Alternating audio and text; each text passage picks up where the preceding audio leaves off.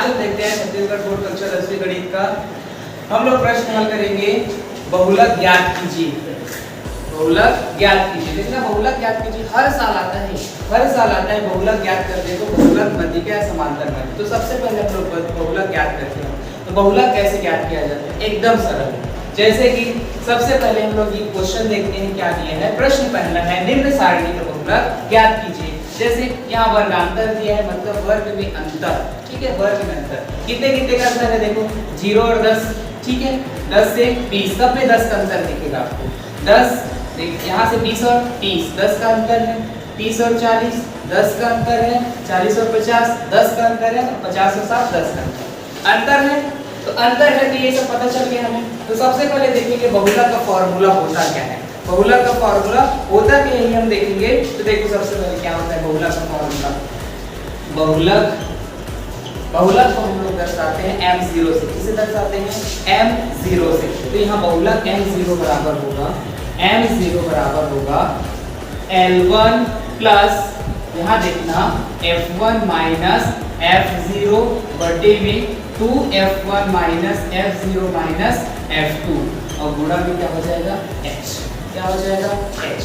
हम लोग को सूत्र पता चल गया। बहुलक m0 बराबर क्या होता है L1 प्लस कोष्टक में क्या लिखेंगे F1 माइनस F0 बटे में क्या लिखेंगे 2F1 minus F0 minus F2 कोष्टक पर गुणा में क्या आ जाएगा H। अब देखना यहाँ से हम लोग सबका मान निकालेंगे। मान कैसे निकालेंगे, देखना ध्यान से समझना ना। यहाँ आवृत्ति है, आवृत्ति में बहुलक में क्या करना रहता है, जो सबसे ज्यादा रहता है उसको देखना रहता है। जो सबसे ज्यादा रहता है उसको देखना है। तो बताओ इसमें सबसे ज्यादा कौन है 28। कौन है इसमें सबसे ज्यादा 28। जो 28 है वो किसका मान है F1 का। किसका मान है F1 बराबर क्या आ जाएगा 28। अब हम जानते हैं क्या होता है, कभी भी हम लोग आगे संख्या में क्या आता है 0 1 2 3 4 5 6 ये आता है ना। तो 1 आ चुका है तो 0 बचा है, अभी F0 बचा है। तो ये जब F1 का मान है तो जस्ट इसके ऊपर वाला किसका मान होगा F0। किसका मान होगा F0। तो F0 बराबर कितना आ जाएगा 17। कितना आ जाएगा 17।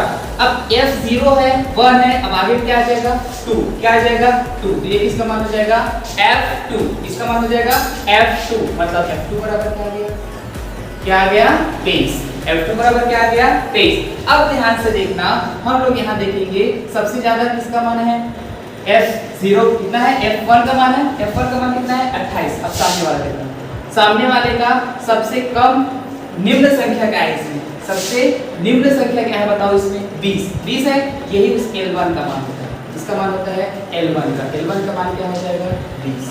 L1 का मान क्या हो जाएगा 20। यहाँ से देखेंगे 20 और 30 दोनों में कितने का अंतर दिख रहा है आप लोगों को 10। कितने का अंतर दिख रहा है 10। ये अंतर क्या है H का मान क्या आ जाएगा यहाँ से 10। आया समझ में आप लोगों को। अब यहाँ से हम लोग देखेंगे इस फॉर्मूला में मान रखेंगे सबका। देखना यहाँ से क्या हो जाएगा m0 बराबर, देखना ध्यान से L1 का मान क्या है बताओ, L1 का मान है 20, क्या है 20 प्लस F1 का मान क्या है बताओ, F1 का मान है 28, क्या है 28 माइनस F0 का मान क्या है बताओ 17, क्या है 17 बटे में क्या है F2F1 है 2 गुणा F1 का मान क्या है बताओ, F1 का मान है 28, क्या है 28। बीच में क्या है माइनस, बीच में क्या है माइनस। यहाँ से देखना F0 का मान हो जाएगा 17, क्या हो जाएगा 17, बीच में माइनस। F2 का मान क्या है 23, क्या है F2 का मान 23। यहाँ से कोष्टक बंद। इसके बाद हम लोग देखेंगे गुणा में H का मान क्या बताओ 10। H का मान क्या है 10। यहाँ से आगे देखते हैं हम लोग m0 बराबर हो जाएगा, यहाँ से m0 बराबर देखो 20 है प्लस यहाँ से देखेंगे ध्यान से ना 28 में 17 गुणा 8 में से 7 गया 1, 2 में से 1 गया 1, नीचे में देखना 2 और 8 का गुणा 2 8 16, 16 की 6, हासिल में क्या आ जाएगा 2 दूनी 4, 4 और 5 कितना आ जाएगा 56। बीच में क्या है माइनस। अब हम लोग जानते हैं समान चिन्ह क्या होता है जुड़ता है। माइनस है इसके सामने में, इसके सामने में क्या है माइनस। अब देखो माइनस है दोनों के सामने तो समान चिन्ह दिख रहा है आप लोगों को। तो समान चिन्ह क्या होता है हमेशा जुड़ता है। क्या होता है जुड़ता है। यहाँ देखो 7 और 3 10, 10 की 0, हासिल में क्या आ जाएगा 1।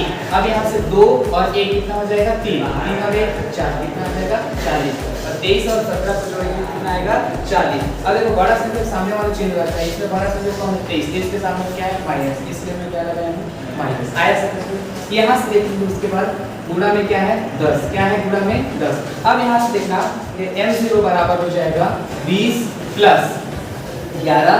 अब यहाँ से इसको घटाओ क्योंकि इसके सामने में क्या है प्लस, इसके सामने माइनस। असमान चिन्ह क्या होता है घटता है, असमान चिन्ह क्या होता है घटता है। यहाँ से देखो 56 में 40 घटाएंगे तो सबसे पहले 6 में 0 घटाओ, 6 में 0 घटाओ, 6 में 0 गया 6, 5 में से 4 गया 1, कितना आया 16, कितना आया 16, गुणा में क्या है 10 आया सबसे पहले। अब यहाँ से देखना ध्यान से m0 बराबर हो जाएगा 20 प्लस 11 बटे 16 गुणा में क्या आ जाएगा 10। यहाँ से हम लोग घटाएंगे, देखना 2 से कट जाएगा, 2 अट्ठे 16 और 2 पंचे 10 कटा, यहाँ से कट गया। अब यहाँ देखते हैं 11 गुणा क्या है 5, 11 गुणा क्या आया 5। अब उसको 11 और 5 गुणा करो, m0 बराबर आ जाएगा 20 प्लस 11 पंचे 55, क्या है 11 पंचे 55 बटे में 8। यहाँ तक समझ में आया। अब यहाँ से देखेंगे आगे हम लोग m0 बराबर कितना है 20 प्लस 11 पंचे 55 और बटे में क्या आ जाएगा 8। अब 8 का भाग 55 क्या हो जाएगा, m0 बराबर 20 प्लस 55 बटे में 8, 55 का भाग देना किससे 8 से। यहाँ से देखेंगे हम लोग 8 का पहाड़ा करो 55 से ज्यादा ना, 8 छक्के 48, क्या हो जाएगा 8 छक्के 48। अब 48 55 में 48 को घटाओ कितना आएगा, ये 7 बचा, कितना आएगा 7 बचा। अब 7 क्या हो जाएगा, एक दशमलव लेंगे तो हम लोग क्या हो जाएगा वो 70। पहाड़ा करो 8 का पहाड़ा करो 8 से 64, 8 से 64, 8 से 64। अब 64 घटाओ 10 में से आ गया 6, कितना बचा 6। अब फिर 0 लगा सकते हैं, 8 का पहाड़ा करो 60 से ज्यादा ना हो, 8 का पहाड़ा 16 8 24 8 25 8 40 8 48 8 से क्या करते 8 सकते 56, 8 से 56 तो 60 में 56 घटाओ कितना आ जाएगा 4 क्या बच जाएगा, यहाँ से क्या आएगा 6.8। m0 बराबर देना 20 प्लस 6.8, जोड़ सकते हैं 20 और 6 26, 26.8। ये क्या आ जाएगा इसका आंसर। एकदम ध्यान से देखना इस वीडियो को और समझ में नहीं आया तो कमेंट में बताना, ठीक है। दसवीं गणित है या बहुलक का प्रश्न हर साल आता है, बहुलक समांतर मार्ग मध्यिका, इन तीनों में से एक ना एक क्वेश्चन तो दिया जाता है, हर साल दिया जाता है। तो आप लोग देखना यहाँ से बहुलक का प्रश्न अच्छे से पहले समझना, उसके बाद इसके लिए नया वीडियो बनाऊंगा मध्यिका और समांतर मार्ग के लिए।